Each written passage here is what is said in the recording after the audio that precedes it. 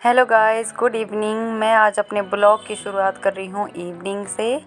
दिन को एक तेज़ बारिश के बाद कितनी अच्छी धूप खिल रही है। अभी टाइम हो रहा है शाम के 5:30। आपको बताऊंगी अपना गांव का खूबसूरत सा नज़ारा और साथ में ही बताऊंगी धान की खेती और कोदरे की खेती।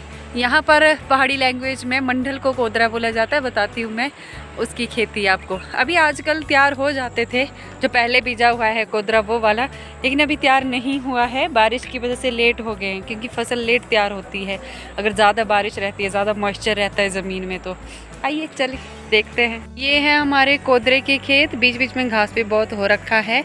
हम नहीं बीजते लेकिन लोगों को दिए हैं। ये देखिए, ये कोदरा कुछ इस तरह से लगता है, लेकिन अभी कच्चा है, ये तैयार नहीं हुआ है। अभी तैयार होने में इसमें 2 से 3 हफ्ते लग जाएंगे।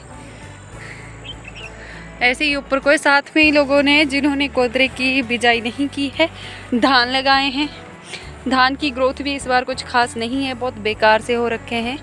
और ये धान से निकाल रहे हैं घास, क्योंकि घास ज़्यादा हो गया है। धान की निंदाई के बाद हाथ से सिंदाई करनी पड़ती है, तो वही ये कर रहे हैं अपने धान के खेत में। धान के खेतों में सिंचाई इसलिए की जाती है ताकि चूहे इनको ना काटे। क्या है कि धान के खेतों में चूहे लग जाते हैं, चूहे से बचाने के लिए इनकी बड़े होकर सिंचाई भी करनी पड़ती है। ये दिखेंगे, क्योंकि किसी किसी की फसल काफ़ी अच्छी हो रखी है, तो उनके कोदरे की खेती में बताती हूँ आप लोगों को। ये देखिए, मेरे जितना हो गया है इस तरह से। शायद धान बहुत कम लगाया है लोगों ने इस बार, क्योंकि धान का ज़्यादा काम हो जाता है। आप देख सकते हैं ये कोदरे के बीच में जो आपको छोटे छोटे पौधे दिख रहे हैं, ये कोल्थ की दाल के पौधे हैं। साथ में ही महा की दाल भी बीजी जाती है। मैं कोल्थ का आपको एक खेत बताती हूँ। ये देखिए, जो काले काले पौधे आपको दिख रहे हैं, ये महा की दाल के। इनकी भी ग्रोथ नहीं हुई है, बारिश की वजह से बहुत ज़्यादा नुकसान हुआ है इस बार। अदरवाइज़ यहाँ पर महा बहुत अच्छे होते हैं। माँ की दाल, ये कोल्थ है। ये वाला पूरा खेत सोयाबीन का है। आप देख सकते हैं इसका जो पौधा है ना, बिल्कुल महा की दाल की तरह होता है। जब ये बड़े हो जाते हैं ग्रोथ में, तो महा की दाल में बेलें आना शुरू हो जाती है। तो इसीलिए डिफ्रेंशिएट करना मुश्किल हो जाता है कि ये महा की दाल का पौधा है या सोयाबीन की दाल का पौधा है। ये पूरा जो खेत है ये सोयाबीन की दाल का है। आप देख सकते हैं ग्रोथ थोड़ी सी बेकार है और बीच बीच में गायब भी है, क्योंकि ये ना बारिश की वजह से सब गड़बड़ हो रखी है। माँ की दाल के जो पत्ते होते हैं वो बिल्कुल डार्क ग्रीन होते हैं, और साथ में जो तना होता है उनके अंदर जो हेयर्स आते हैं वो ब्लैक ब्लैक दिखते हैं। ये जो नीचे वाला खेत है ये माँ की दाल का है। आप देख सकते हैं इसके जो पत्ते हैं वो बिल्कुल डार्क ग्रीन है। चलिए मैं नेक्स्ट दाल बताती हूँ। ये वाला जो खेत है ये है कोल्थ की दाल का खेत। ये पूरा का पूरा खेत कोल्थ का है, लेकिन ज़्यादा अच्छे तो नहीं हुए हैं, फिर भी थोड़े बहुत हैं जो हुए हैं। चलो कुछ ना से कुछ सही।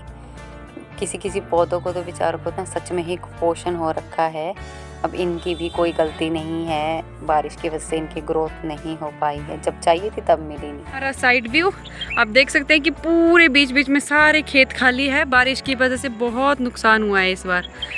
जितनी ज़्यादा बारिश होती है उतनी ज़्यादा शायद मक्की के बीज बह के नीचे चले जाते हैं, इसलिए फसल पूरी तरह से बर्बाद हो चुकी है। हमारी सामने वाले गांव की फसल बहुत अच्छी है। आप देख सकते हैं कितनी अच्छी मक्की लगी है इनकी। ये हमारी बहुत ख़राब है, क्योंकि प्लेन एरिया, तो प्लेन एरिया में बारिश कम चाहिए होती है। आप देख सकते हैं यहाँ पर लोग पीठ में ही घास उठाते हैं। ये दी एंड कंपनी है जो घास के लिए गई थी। गांव में ना कोई भी लोग फ्री नहीं बैठता है। जैसे दिन को बारिश थी तो रेस्ट कर लिया, जैसे ही बारिश हटी तो सब अपने अपने कामों में लग गए।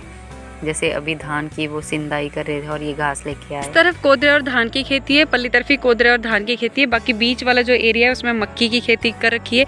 जो नीचे आपको पुल वाला एरिया दिख रहा है वहाँ भी पूरे में धान की खेती होती है, और नाले के उस तरफ दूसरे गाँव की ज़मीन आ जाती है। वो जो आपको दिख रहा है ये हमारी स्कूल है।